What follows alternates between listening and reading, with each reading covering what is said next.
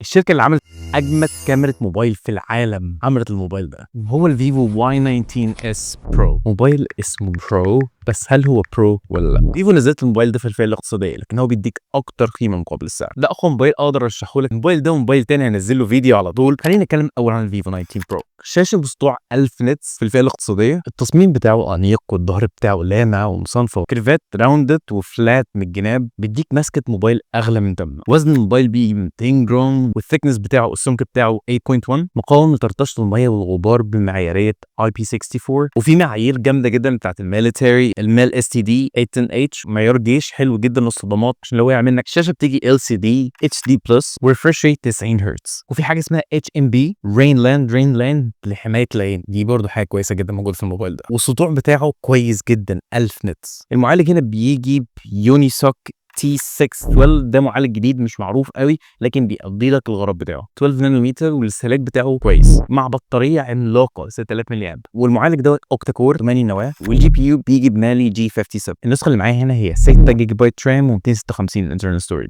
الاكسبيرينس بتاعت الجيمنج بتاعت فيفو Y19s Pro كويسه، مش هنقول ان هي احسن حاجه في الفئه بتاعتها، لكن زي ما قلنا الجهاز نفسه مش للجيمنج. في الكومبات ممكن تخليه سموث عشان تاخد احسن اداء، دي ممكن تبقى احسن سيتنجز تقدر تعملها عشان تقدر تلعب بشكل سلس نسبيا. دي تقريبا احسن اعدادات ممكن تعملها على ببجي. الفريم ريت موجود، تقدر تعمل لغايه الترا. الجرافيكس اعلى حاجه فيها ممكن تعملها هي الاتش دي مع الاسف، لكن تقدر تجيب الماكسيمم فريم ريت مفيش مشكله. خلينا نبدا اللعبه ونشوف الاكسبيرينس نفسها، هل فعلا بعد السيتنجز دي هل هتبقى كويسه ولا لا. عامه الموبايل ده مش للجيمرز، في اوبشنز احسن من كده كتير، لكن ده لو انت شغال او جايبه هديه لوالدك او والدتك، ده من احسن الاوبشنز اللي ممكن تجيبها. بيأدي لك الغرض نسبيا. المعالج مشهور في الفئه الاقتصاديه، يأدي الغرض بتاعه بشكل ممتاز. زي ما قلنا مش للجيمنج او الاستخدام التقيل. لو انت شاب او كده الموضوع ده برده مش هيبقى احسن. لو انت جايبه لنفسك كشاب واستهلاك كتير شويه، ده هيأثر معاك في شويه في الفريم ريتس او في التهنيجات بتاعته.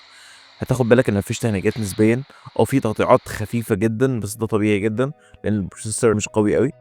وكمان الابديتس بتاعت ببجي بتبقى نسبيا تقيله او بتبقى عاليه، لكن تقدر تستمتع وتلعب عادي جيم كويس، مش هتحس باي تهنيجات نسبيه. تقدر تتحكم بالكنترولز بتاعتك بشكل سلس. في شويه تقطيعات خفيفه جدا مش هتاخد بالك، او الفريمز اللي بتقع، وده شيء طبيعي جدا لان الشاشه زي ما قلنا ان هي بتبقى اتش دي بس. لو خدت بالك هو مش قارئ اصلا جي بي يو، هو اخد استهلاك اكتر من السي بي يو، والفريم ريت تقريبا جايبه الماكسيمم.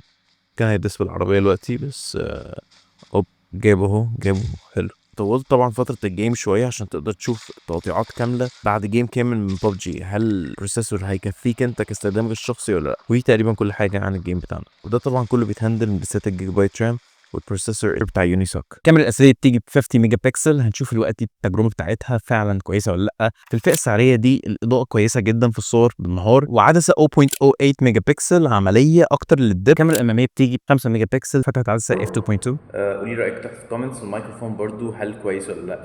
في النهار تفاصيل الالوان كويسه، وصوره نافعه على السوشيال ميديا، لكن في الاضاءه المنخفضه مش احسن حاجه. تبقى دايما محتاجه اضاءه جنبها عشان تبقى تطلع صوره كويسه. والاو اي اس هنا متوسط مع الفيديو بتاعك، تصور فول اتش دي 10 باي 80. وهنا البطاريه الضخمه هنا بتيجي 6000 ملي امبير. فالجامد ان الشاحن بيجي جوه العلبه بالباور بين وات، بيشحن الموبايل تقريبا في نص ساعه 50%، وبيشحن كامل من ساعه لساعه وربع. فيفو بتوعدك تقول ان البطاريه بتحافظ على 80% 5 سنين تقريبا من الظروف بتاعتها، وده شيء كويس جدا. 80% كويس جدا في الموبايلات في الاقتصاديه. في سيركل تو سيرش واي اي سكرين ترانزليشن، ساعات بيبقى بطيء في التنقلات بس ستيل كويس قوي الفئه دي. الخلاصه ان الفيفو 19 اس برو، هل هو برو ولا لا، قيمه محترمه في الفئه الاقتصاديه. في النهايه فالاداء بتاعها للمستخدم العادي كويس جدا. لو انت جيمر مش هيبقى احسن حاجه ليك، مع ان الشاشه بتيجي ب 90 هرتز، لكن في اوبشنز ثانيه احسن. الموبايل اوفر اول في الاستخدام العادي، لو انت جايبه هديه او بتستخدمه للشغل، فعلا هيقضي معاك الوقت بكل سلاسه. الموبايل فعلا سلس جدا، وما شفتش منه اي تهنيك.